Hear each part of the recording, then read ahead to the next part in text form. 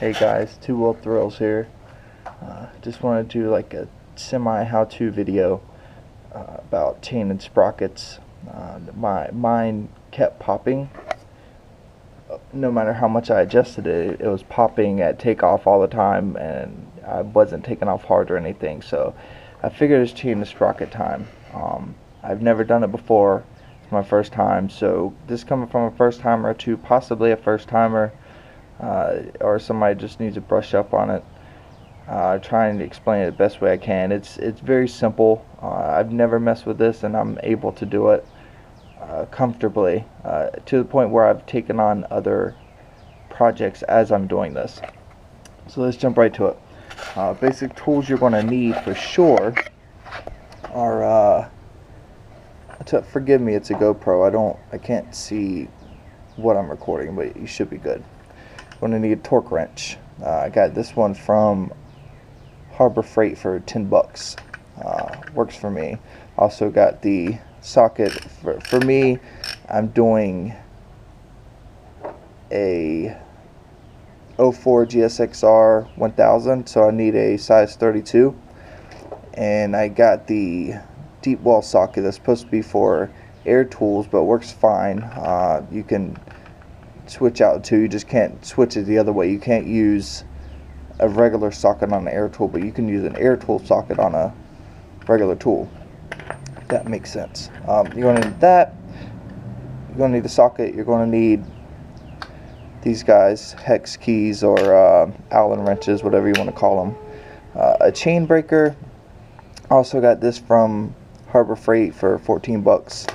And for me, I use the regular sizes, I guess you'd call it standard, and I'll show you what size you need in a second. Here's my old chain. This is my first time using a chain breaker. It's very easy to use, very simple. You just see if I can give you a little demo here. You just line it up, and when you slide the chain in there, the little rivet right here will slide right into here, so it'll hold it in perfect place for you. And you got to do it where the master link is, and you just twist this, and it pushes it through. Basically, I can't pop it off to show you. Here, it pushed it through. I was able to pop the master link off.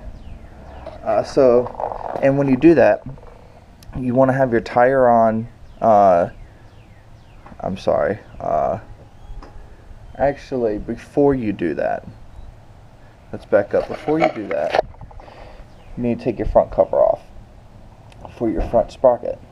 You'll need to take your speed sensor off. It's one screw. Then you will need to pop out, for me, there's 4 other screws in here. 1, 2, 3, 4. Here's my screws right here. It's 2 long ones on the left, 2 shorter ones on the right. And I also took the clutch cable out of there. So it could be loosened up so I could pop this off.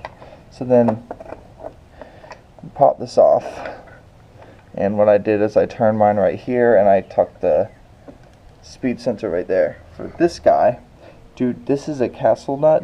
Don't try and take this off. This is held on by the hex nut right here.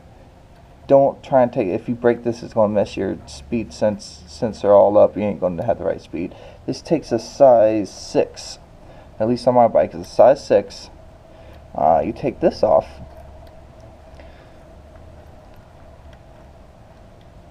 Hold on. Alright, once you pop that guy off, set him to the side. Next will come the bolt that holds it on. Now, to do this, before you take your chain off, you need to, I'm sure you've seen it in other videos, you need to put a pole in between your rim, and you put a towel around it so it doesn't scratch your rim and stuff, and then that way you can take this off. You don't want to have the bike in gear, because your gears can't handle the torque that you need to take this off, and when it's in gear, you could mess up your gears doing that because they're taking all the tension. So have it in neutral with something blocking the tire and the chain on there, so that the chain's connected to the tire and it won't spin because the tire can't spin. Pop this guy off. Alright, this comes off. Set that to the side. slide your sprocket off, and it has a little ring thing or whatever. I don't know if you can tell in the video, but found out one of the reasons is I guess they call it shark toothing. They're wearing down to where it's bending backwards, and they're slipping off prematurely, causing the popping noise. At least that's what I believe to be causing it. Now, while you're doing this, while you're changing the sprockets, what I've done is I've gone in here. I know it still looks dirty, but this was caked with gunk, like disgusting. So I mean, that's what all this stuff is from. Took a flathead and some cleaning stuff, and just, I mean, did a pretty decent job, made it look good, and wanted to get this off maybe to keep the bike a little cooler, not having, like, you know, a 1/4 inch of stuff built onto it. Also clean the whole chain area. These are just different things you could do while you got everything apart, because as you can see, you know, tires off and everything. Clean the chain area and whatnot. Alright, so now that you got the sprocket off, you can take the chain off. Pop the chain, pop the master link out, you know, use the chain breaker. Now that you got that off, the tire, I wish if I still had it on, I'd show you. You just take the big bolt right here that you use to loosen to, you know, move it back and whatnot. Take the bolt off, and on the other side you can pull the axle out. It's just a metal axle. It's right here. There you go. There's the axle right there. I just pulled it out, dropped it, took the tire off. And the brake piece, it's held on with the axles. At least on mine, it's held on with the axle, so that'll come off too when you take the axle off. So no biggie on that. Let's see. All right, now doing this, I've done other things. These are the other things I was going to tell you that you can also do, like I did. On top of cleaning this area, there is paint missing under here. I don't know if you can see, I kind of oversprayed a little bit of flat black this area, but I guess over time it made paint chip off, and I just wanted to cover it up, so I sanded it, you know, cleaned it off real good and sprayed it down. Took the pegs off. I got all this stuff over here. You know, my little side pieces.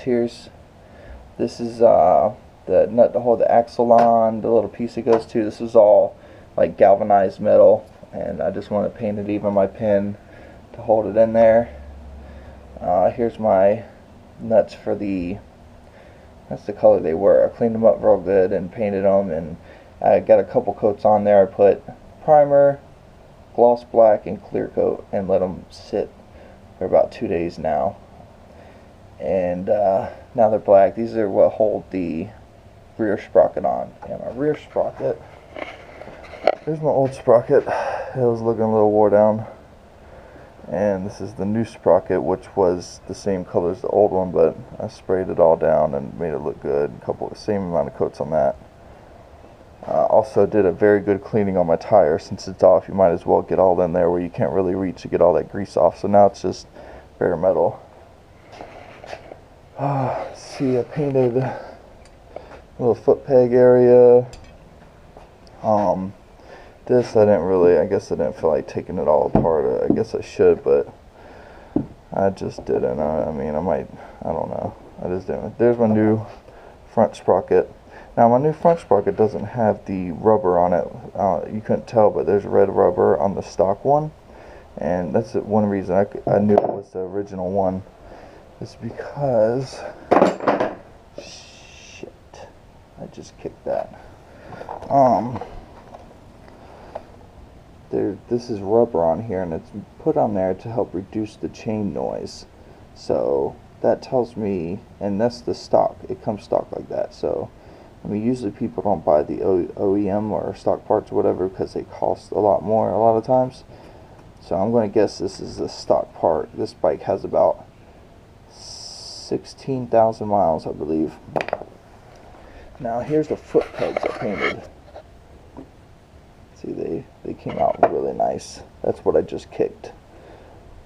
I think they're going to look good up there. Let's see, this one goes the other side. That one goes right there.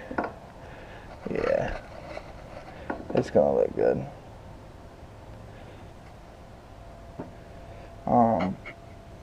But yeah, you pop the well off, you do all that cleaning and stuff. And the reason it's taken me this long is because the chain I bought a DID chain, and the master link was gone. There's no link in there for it. So I had to take that back, which ended up being a hassle because they kept saying they could find me a link and they couldn't. Took that back and went and got a Parts Unlimited chain, which is Parts Unlimited is a DID brand, but it's basically the chain they sell to mechanic shops. It's no fancy box, it's no fancy writing, no fancy coloring. It's cheap because of that, because they sell it to mechanics. They sell stuff to mechanic shops already very cheap. There's no need to make them look fancy, to put a higher dollar on it for like they do for public bought items. So we're going to try this chain out, and I'll let y'all know how it works on the forum and stuff like that. But I think that's it. And to put it back on, you basically do the same. Connect everything back up on your rear tire, put it back on there, slide the axle and nut on there, put your sprocket back on there. You're not going to be able to tighten the nut on there yet because you need the chain connected, but get your sprocket back on there, put the chain on there, run it through, connect it, put the link on there. After the link's on there, you can then block your tire again and tighten it. Now, as far as tightening the specs, I don't know, I've never done this before, but I'm going for specs. And my spec for this bike is 83, I believe, torque. So I don't know the correct term for it. So I'm going to shoot for that. And when I took this off, it wasn't even tight enough to give me any problems. And that's an issue because every video I've seen has been tight enough to give problems. So I'm gonna make sure it's pretty tight. And then you're done, and then you just connect everything back in there. Be careful for the speed sensor. There's a lot of stuff I read on the internet, people messing it up. You mess this guy up and it's gonna cost you. Just don't mess it up, and don't mess up this castle nut either. That tells your speed. Remember, don't turn it by that. Use your hex key and turn this guy. And when you put all this stuff back together, put thread lock on it. Not permanent thread lock. I got red thread lock, which it holds it from vibration, holds it on tight, but it can be broken by hand. And every screw I've taken off, even for the rear sets and the peg sets up front, had thread lock on it, and I believe that it comes stock. So make sure you put that back on there. You don't want stuff coming apart or whatever. That's my video. Sorry if it took too long. Sorry if I'm not covering something, but I just basically want you to know that if it's your first time doing this, you can do it. It's easy, and I'll be doing it from now on. The shops here in town charge about $150 or more to do this for you. That doesn't include parts. So I saved myself some money. I'm able to go in there myself, clean all this stuff out. I got all in here, cleaned it out. I'm going to hit some paint right here because I got some rock chips. But just give it a try, man. If you don't feel like you can do it and you got the money for a shop, go through the shop. If you want to do hands-on and you think you can get it, then do it, man. It's not that hard. If I missed anything, shoot me a question. I get alerts on YouTube, so I can give you a shout back and give you a comment back probably within the hour or so. Alright, well, thank y'all for watching. Subscribe, thumbs up. Any pointers that I missed that you want to throw on here, you're more than welcome to. Alright, thanks for watching.